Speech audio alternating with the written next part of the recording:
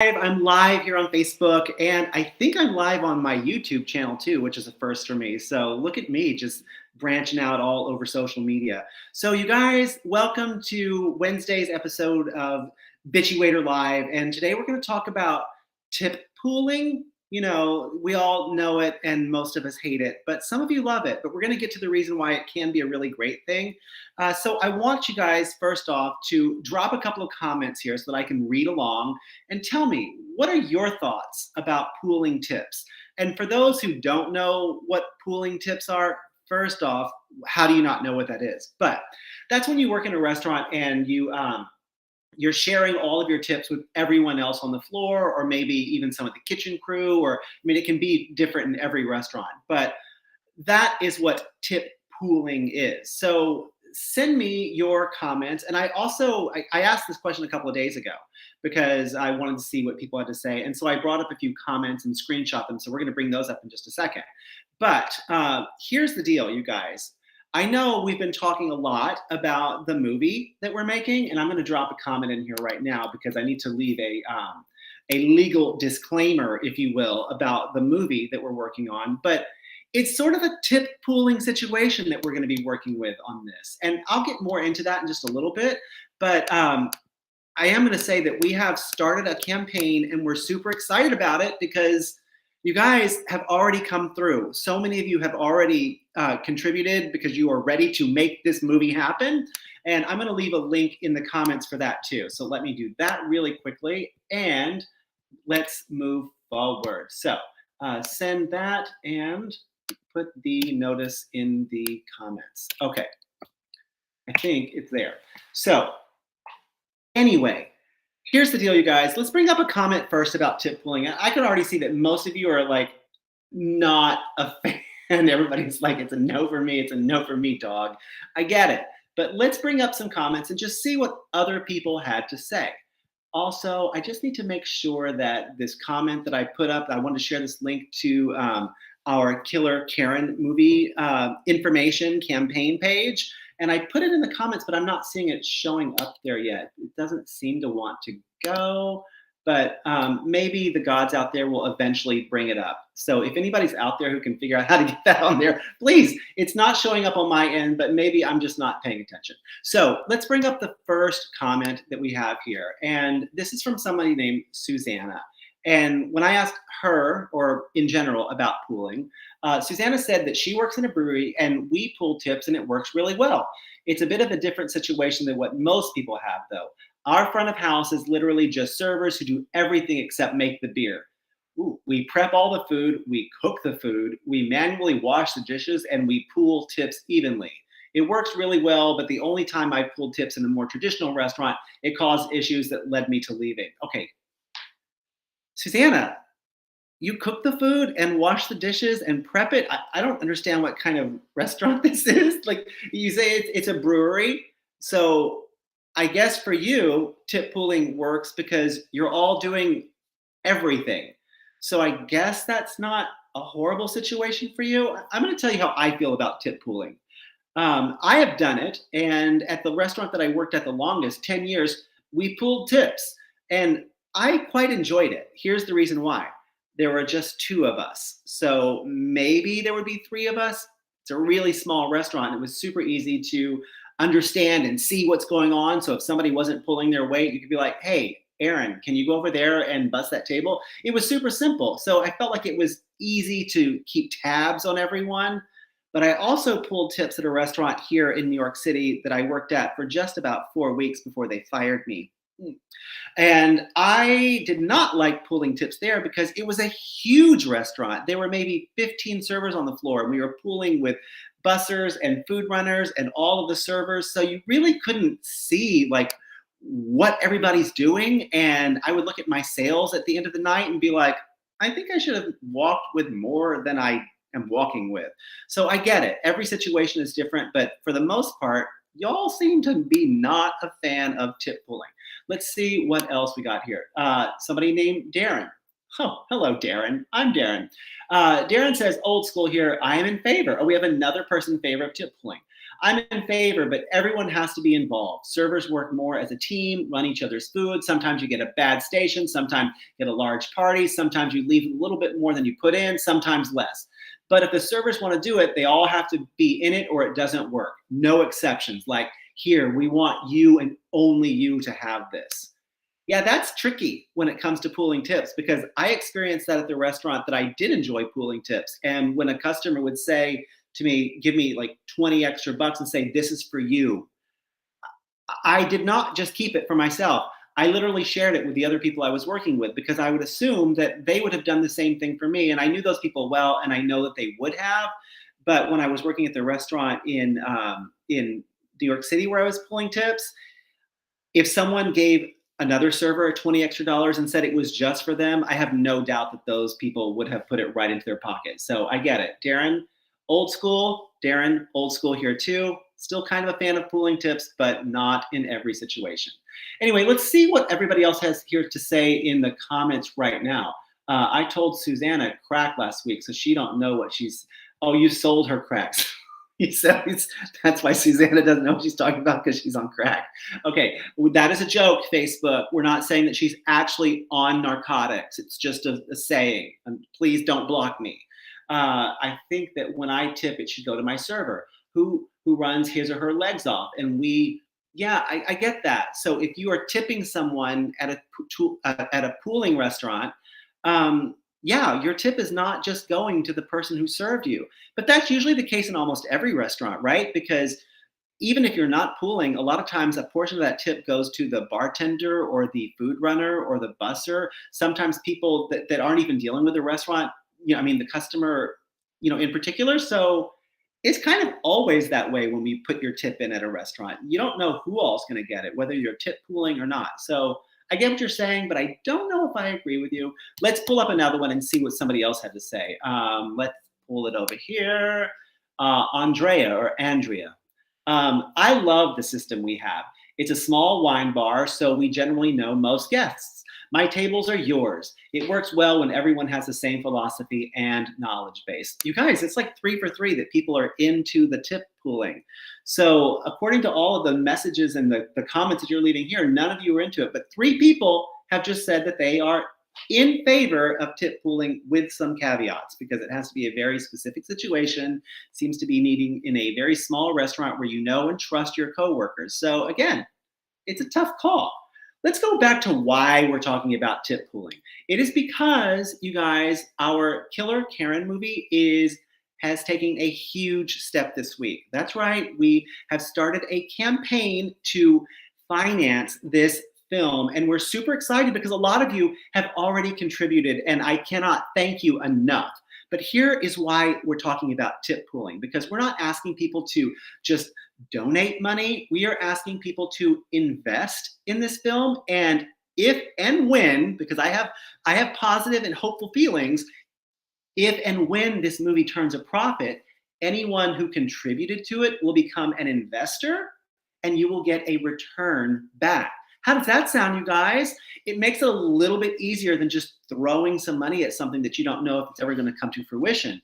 This way, if it's a huge success, and honestly, why would it not be, you will get a return in the profits. So you guys, you got to go to the comments and find the link for our WeFunder, okay?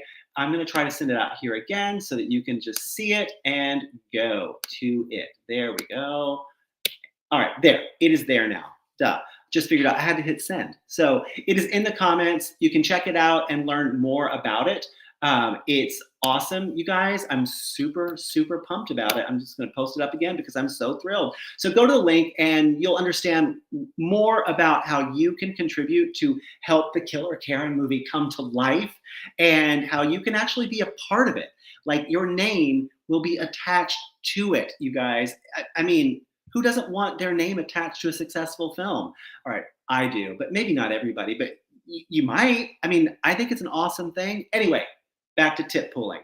Let's pull up another one and see what the next person has to say. We already talked to Andrea. Now, here is Veronica. Veronica says, I used to do it with my best friend, and we were helping each other's tables all night. Basically, working as a team. Never have to worry if you're not getting the bigger parties all night because you basically have it all. You both work together and then split down the middle. So long as you trust them, it's great. So it sounds like what Veronica has done is just like hooked up with somebody at her restaurant and pooled just their two sections, which I have also done. That can really work great because you're kind of like tag teaming, and especially if one of you gets a big party and you get a couple of like single tops or doubles, you can really benefit from that big party that your partner has. But you have to jump in there and do just as much work as they're doing so that you can share the wealth. You guys, that's 4 out of the 4 so far who are all into the tip pulling. This is surprising to me, but it's kind of working to my advantage because, again, if you go to the link that I put in there about funding our Killer Karen movie, you'll understand why we are talking about tip pooling, because we want this to be something that we all do together. We don't want you to just throw some money at us and let us run away with it and make this movie. We want you to be a part of it. We want your hands in the action, sort of like, like tip pooling. Like you share the responsibility and you also share the benefits of it. And I think this is a perfect case scenario talking about tip pooling. And for you go to the link over here. I'm going to put it again, you guys, because I want to make sure everybody sees it. Okay. Go check it out and see if you can find it in your heart and your pocketbook just to help us make this movie. And again, you're going to be a part of it. You will be a part of it. All right, we're going to do one more here. And then after that, we're going to bring up our trusty friend, Ken, who is the director and writer of the Killer Karen movie. But let's talk about one more screenshot here that somebody else commented on. Let's see. This is from Mike Smith. I will just keep mine. You keep yours. Thank you very much. Okay, Mike. Mike is speaking to most of you because sounds like y'all are not into the tip pulling. And I think Mike speaks for a lot of us because you do feel that situation. You feel that this is your table. These are your tips. You don't want to share them with anybody else. I get it, Mike. It's okay. You do you, Mike. It's fine.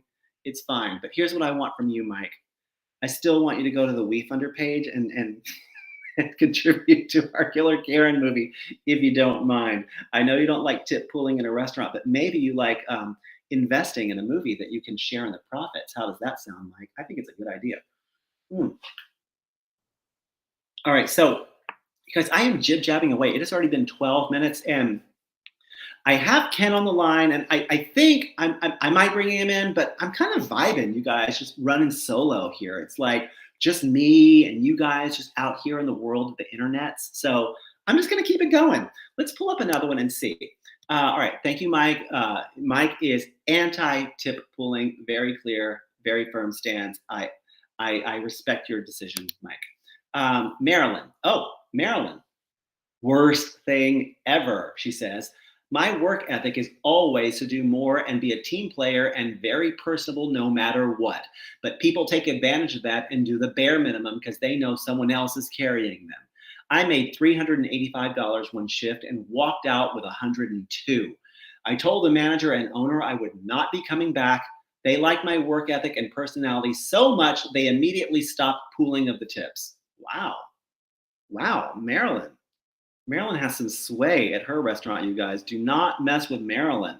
She just can change restaurant policies just by a snap of a finger. So, all right, Marilyn, I get it. Like when you have a really strong work ethic, as I do, believe it or not, contrary to everything that I put out on the internet, when I go to work, I do give it 100%. So it would be really frustrating to be pooling tips with someone who is maybe not working as hard or maybe not as good at what we do as you are. You know, I feel like sometimes I can get a good tip because it's like getting what is the term? Blood from a stone. Like I can almost always get a tip. And I think some people can't necessarily do that. So I understand, Marilyn, it would hurt your pocketbook if you made $385 and only walked out with 102. That would flat out piss me off, and kind of how I felt when I was working at that restaurant here in New York City that I got fired from. You know, I was advised a long time ago to not say the name of the restaurant because I wrote about it in my book. And so I was not able to use the name of the restaurant. However, I haven't worked there, you guys, in like 6 years. So I'm this close to just saying the name of the restaurant, but I don't know if I should or not. ABC Kitchen. Oh, I said it. So anyway, let's go to another one and see what somebody else has to say. Marilyn's feelings are strong, saying worst thing ever. All right, let's see. Brian. Okay, absolutely not, says Brian. You get stuck doing your best work, and this dumb thing you're pooling with gets a portion of your hard work. No thanks. Okay, I'm going to commend Brian on his use of the word "this dumb thing" because I feel like Brian has been in my situation where maybe you called someone a name and didn't really mean it to be offensive, but Facebook read it as offensive. And so maybe Brian has been blocked in the past. So instead of using his true feelings and words and adjectives that he wants to use, he just called this person a dumb thing. But Brian is not a fan of the tip pooling. Okay, now let's just look at the current questions or comments here. Lisa, if my teammates want to start selling $1,000 an hour like I do, I'd be for tip pooling. So Lisa, I think that's what I was just saying. Like you're clearly really good at your job, and it is frustrating to know that you can be upselling, selling those desserts, like asking them if they want a top shelf margarita and making that check average just a little bit bigger, while other people are like, you don't want dessert, do you? That is not how you sell a dessert. Lisa knows how to sell desserts. That's why Lisa doesn't want a tip pool, because the other lazy servers who might not be pushing those upcharges and desserts, they're not going to be making the same kind of money that Lisa's making. So I get it, Lisa. I get it. Rachel, hard no. Kelly, thumbs down. Thumbs down. Renee, I am on the same boat with Marilyn and Brian. I get stuck with weaker servers all the time. I think that comes with growing older.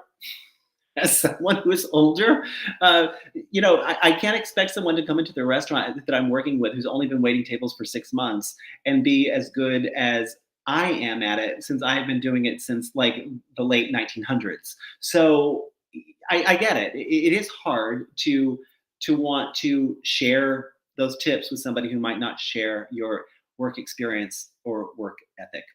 But let's pull up one more and see what else. All right, Brian is absolutely not hard no. Okay, got it. Let's see what else we have to say here.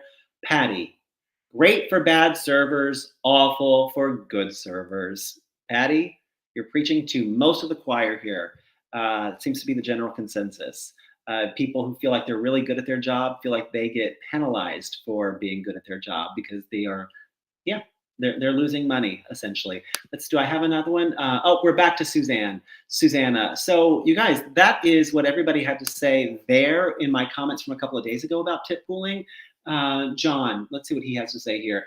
Horrible idea. Some people work much harder than others. Brody, pooling tips is horrible in my opinion. Your experience level as a server with more skills and makes a ton of tips, and then some people that do the bare minimum benefit from it. Yeah, it's true. I mean, that's why I liked it so much at my last job, because I was working with people who had the same work ethic as I did.